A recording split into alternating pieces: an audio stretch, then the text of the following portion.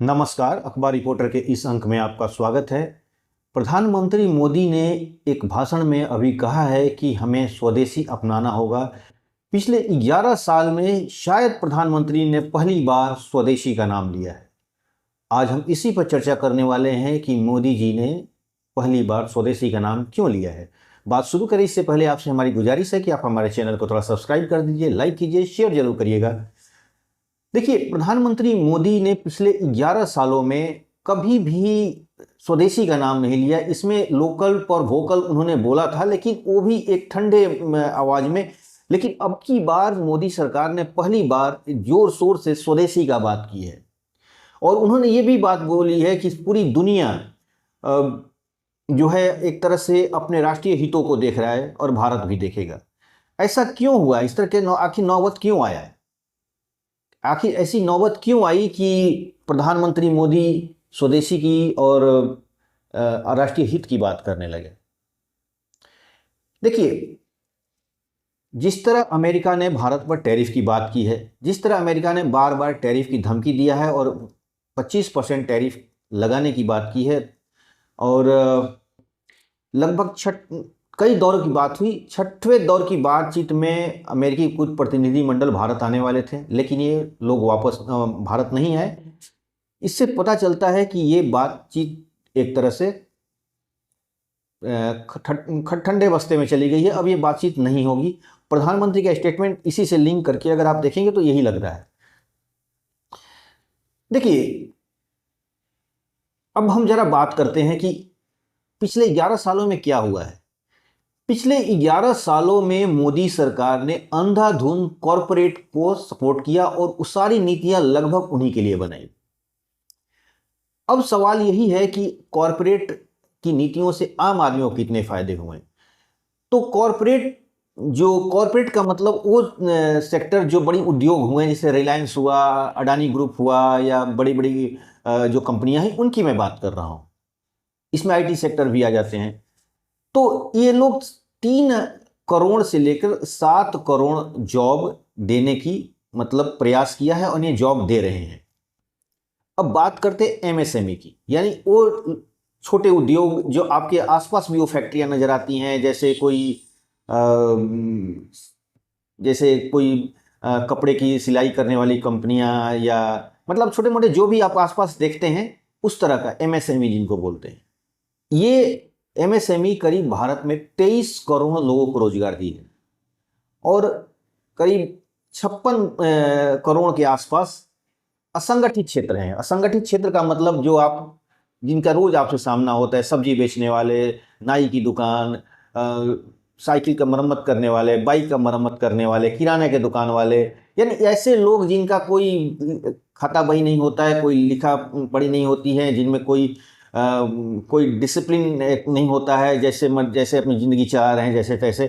कोई मजदूर है, वो सभी संगठित क्षेत्र में आते हैं। जैसे कोई आपके घर में पेंटिंग करने वाला किसी को बुला दिए, इलेक्ट्रीशियन को बुला दिए जो आपके घर में पंखा वगैरह लाइट वगैरह ठीक करता है। ये सब असंगठित क्षेत्र में है, जिनकी ज़िंदगी बड़ी जैसे तैसे चल रही है। इन जो असंगठित क्षेत्र में काम करने वाले अगर परसेंटेज में बात करें तो 90% है। यानी जितने कामगार हैं हमारे देश में, उसमें 90% लोग असंगठित क्षेत्र में है, यानी जैसे तैसे अपने जीवन को चला रहे हैं। अब पिछले 11 सालों में मोदी सरकार ने इन लोगों के लिए एक भी पॉलिसी नहीं बनाई है। मैं ये नहीं कह रहा हूं कि पॉलिसी तो बड़ी बड़ी बनी है, जिसमें मुद्रा योजना, अटल पेंशन योजना, यानी बहुत सारी योजनाएं हैं, लेकिन ग्राउंड पर ये योजनाएं पूरी तरह टैं फिस हो गई। कोई भी ग्राउंड पर ये दिखाई नहीं देती हैं। अब यही सवाल है कि जब जिस देश में 90% लोग असंगठित क्षेत्र में हैं और उन असंगठित क्षेत्र के लिए जो पॉलिसी बनाई जाती है उनके पास उस पॉलिसी का लाभ ही नहीं पहुंच पा रहा है, जिसकी वजह से इनकी जिंदगी पिछले 10-11 सालों में बहुत ही बद से बदतर होती चली गई है। जो लोग कॉर्पोरेट सेक्टर में जुड़े हुए थे, जैसे जो व्हाइट कॉलर जॉब कर रहे हैं जो लोग, ये लोग ठीक ठाक उनकी सैलरी मिली है, उनके हमेशा इनकी ग्रोथ देखने को मिला है, क्योंकि ये कॉर्पोरेट जब बढ़े हैं तो ये भी बढ़े हैं। लेकिन वही एमएसएमई में जो 23 करोड़ लोग में जिस छोटी फैक्ट्रियों में काम कर रहे हैं, छोटे मोटे किसी कोई ग्रिल वगैरह बना रहा है उसमें काम कर रहे हैं, या कोई कपड़े के सिलाई का छोटे से मोटे गारमेंट्स की फैक्ट्री चला रहा है उसमें काम कर रहे हैं, ऐसे मजदूर करीब जो 23 करोड़ हैं, इनके लिए सरकार के पास कोई योजनाएं नहीं आई। यह योजनाएं ठीक उसी तरह जिस तरह योजनाएं बनी, मुद्रा लोन इस तरह की योजनाएं बनी, लेकिन वो उन तक नहीं पहुंच पाई। यानी पिछले 11 सालों में अगर मोदी का किस साल की बात किया जाए तो इनके जिंदगी में कोई खास बदलाव नहीं आया, और बदलाव ही नहीं, इनका जीवन में और कठिनाई बढ़ी है। कल मैंने इसी पर वीडियो बनाया था जो डोनाल्ड ट्रंप ने ये बातें बोली थी कि भारत की इकोनॉमी सड़ी हुई इकोनॉमी है, मरी हुई इकोनॉमी, इस तरह का कुछ बोला था। मैंने इस पर भी एक वीडियो बनाया, आप चाहें तो देख सकते हैं हमारे चैनल पर जाकर। तो आज जब मोदी जी की जो भाषण में उन्होंने बोला है कि हमें स्वदेशी, तो ये बातें इसलिए कह रहे हैं कि स्वदेशी ही भारत को बचा सकता है। यानी भारत को अगर कोई मजबूत कर सकता है तो उसका एमएसएमई ही कर सकता है। हमें संगठित क्षेत्र को, हमें असंगठित क्षेत्र, जो मैं जैसे बोला कि नाई की दुकान, किराने की दुकान, सब्जी बेचने वाला, किराना की दुकान चलाने वाला, छोटे मोटे कपड़े की दुकान चलाने वाला, ये जो लोग हैं ये असंगठित क्षेत्र में आते हैं। तो इनको संगठित क्षेत्र में लाने के लिए कोई प्रयास नहीं किया गया। इनके जीवन को कैसे सुधारा जाए कि ये असंगठित से संगठित क्षेत्र में आ जाए, इसके लिए कोई एक भी स्कीम नहीं चालू किए गए। बस इनका जीवन को जैसे तैसे छोड़ दिया गया। हम इस भ्रम में फंसे रहे कि भारत की इकोनॉमी बहुत तेजी से ग्रो हो रही है। पहले 5वीं थी, फिर तीसरी, चौथी हो गई, अब आने वाले समय में तीसरी हो जाएगी। लेकिन मैं फिर बोल रहा हूं कि जैसे जैसे कॉर्पोरेट मजबूत होते जाएगा तो भारत की इकोनॉमी दिखेगी कि बहुत बड़ी हो रही है, लेकिन इससे आम लोगों को फायदा नहीं पहुंचने वाला है। और ये लोग ऐसे इकोनॉमी जो होते हैं वो टेम्पररी ग्रोथ करते हैं। अगर मान लीजिए कि अगर आपके पास 100 बड़े बड़े कॉर्पोरेट्स हैं, उसमें से अगर 10 कंपनियों को अपना बंद कर दें, यहां से भारत से शिफ्ट कर दें, तो आपका इकोनॉमी का धक से डाउन हो जाएगी। लेकिन अगर आपका एमएसएमई, आपका जो छोटे छोटे कामगार, असंगठित क्षेत्र में लोग, अगर जीवन यापन का उनका जीवन सुधारा जाएगा तो वो एक मिडिल क्लास की तरफ बढ़ेंगे जब, तो इससे क्या होगा कि आपकी इकोनॉमी एक ठोस रूप से मजबूत रहेगी। और पिछले 11 सालों में इस पर कुछ भी काम नहीं हुआ है, ढंग का काम कुछ नहीं हुआ है। सिर्फ, और सबसे बड़ी चीज की, इस चीजों को भटकाने के लिए हम अंधविश्वासों का सहारा लिए हैं, हम धर्म का सहारा लिए हैं। हमें लोगों को भटकाने के लिए थे कि मेन मुद्दे पर वो लोग बातें न करें, तो हमने बहुत तरह के आडंबर चालू किया गया था अपनी सरकारों के द्वारा। ये हमारे डेवलपमेंट को एक ठोस आधार नहीं दे पा रही है, हमारी इकोनॉमी को ठोस आधार नहीं दे पाई, और कहीं ना कहीं ये हमें कमजोर की है। आप सत्ता के लिए कुछ भी कर सकते हैं, सत्ता पाने के लिए आप सभी नेता करते हैं, इसमें कोई दो राय नहीं है। पिछली सरकारों ने भी की है, ये अपनी अपने हिसाब से तिकड़म लगाई हैं, ये भी सरकार अपने हिसाब से तिकड़म लगाई है। लेकिन कम से कम ऐसे तो सोचना चाहिए कि जो लोग हमारी अर्थव्यवस्थाओं के ऋण हैं, कम से कम उनको तो सहारा दिया जाए। हम एमएसएमई के, अगर आप मेरी वीडियो देख रहे हैं, बहुत सारे लोग एमएसएमई से जुड़े होंगे, लेकिन क्या आपने कभी भी ऐसा अनुभव किया है कि सरकार आपके साथ है?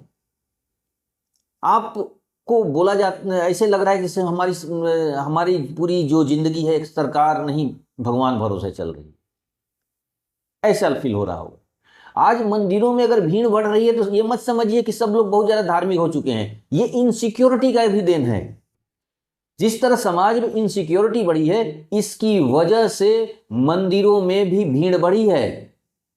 ये बात नोट करने के लिए, मैं किसी की धार्मिक और आस्था को मैं ठेस नहीं पहुंचाना चाहता हूं। अगर आपको लग रहा हो कि मैं किसी की आस्था को ठेस पहुंचाना, तो मुझे पहले ही मैं माफी मांग ले रहा हूं।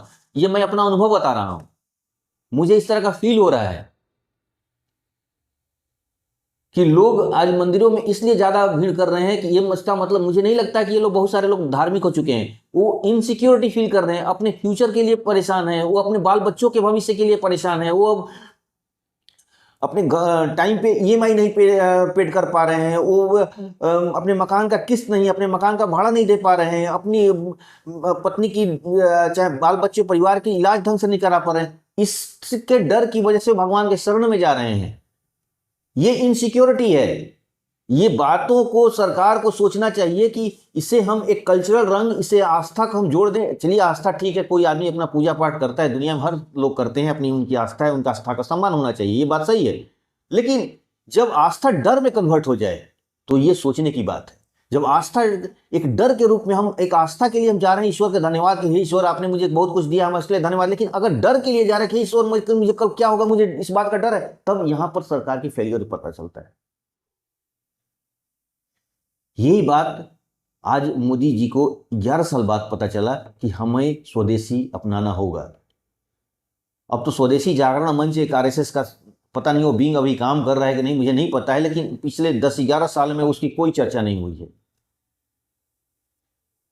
तो अभी भी देर आए दुरुस्त आए, कोई दिक्कत नहीं है। अगर आज से भी, जब जागे तभी सवेरा, अगर आप आज से ही असंगठित क्षेत्रों के लिए, वो छोटे छोटे मजदूर के लिए, वो छोटे छोटे किराना के दुकान वालों के लिए, वो इलेक्ट्रीशियन के लिए, वो रिक्शा चलाने वाले, ठेला चलाने वालों के लिए अगर आपने पॉलिसी बनाना है, अगर वो बनाने की सोचे हैं, या उनके जीवन को सुधारने के लिए अगर सोचे हैं, तो जाहिर सी बात है उसे वेलकम किया जाएगा, उसका सम्मान होना चाहिए। लेकिन हाँ, सिर्फ कागजों पे नहीं, जमीनी हकीकत उनके जीवन को भी दिखना चाहिए, इसका फायदा उनको, लाभ उनको मिलना चाहिए। हम कागजों पर देकर, हम मीडिया में दिखाकर, हम चमक धमक दिखाकर हम ये बातें कर सकते हैं कि चलो इससे कुछ होगा नहीं, आपकी सरकार होगी 5 साल और बढ़ जाएगी, आप हो सकता है कि आपका गिनीज बुक में नाम लिखा दिया जाए कि इन्होंने 20 साल 25 साल तक प्रधानमंत्री रहे, लेकिन इससे कुछ नहीं होगा, इससे आम आदमी को कोई फायदा नहीं होने वाला। सोचिएगा जरूर। आज के अंक बस इतना ही, नए के साथ फिर आपसे मुलाकात होगी। आपसे हमारी गुजारिश है कि आप हमारे चैनल को थोड़ा सब्सक्राइब कीजिए, लाइक कीजिए, शेयर जरूर करिएगा। धन्यवाद।